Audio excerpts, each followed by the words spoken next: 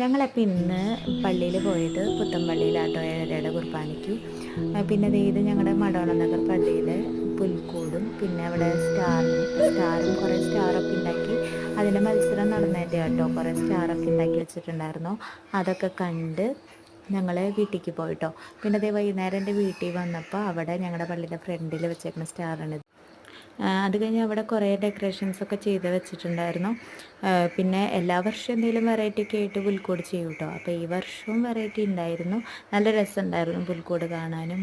ഒരുപാട് ഐഡിയാസ് കൊണ്ടുവന്നിട്ടുണ്ടായിരുന്നു പുൽക്കൂടിൻ്റെ ഉള്ളിൽ.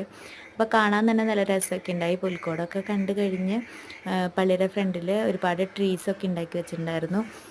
ഓരോ കാറ്റിസത്തിൻ്റെ ഓരോ ക്ലാസ് വൈസ് ട്രീ മത്സരം ഉണ്ടാവും. അപ്പോൾ അതിൻ്റെയും പിന്നെ ഇതേ പപ്പാനിയുടെ ഇങ്ങനെ കുറേ പല വെറൈറ്റി ആയിട്ട് ഇരിക്കുന്നതൊക്കെ ഉണ്ടായിരുന്നു. അതൊക്കെ കണ്ട് വീട്ടിൽ പോന്നു. അപ്പോൾ എല്ലാവർക്കും ഒരിക്കൽ കൂടി ഹാപ്പി ക്രിസ്മസ്. ബൈ.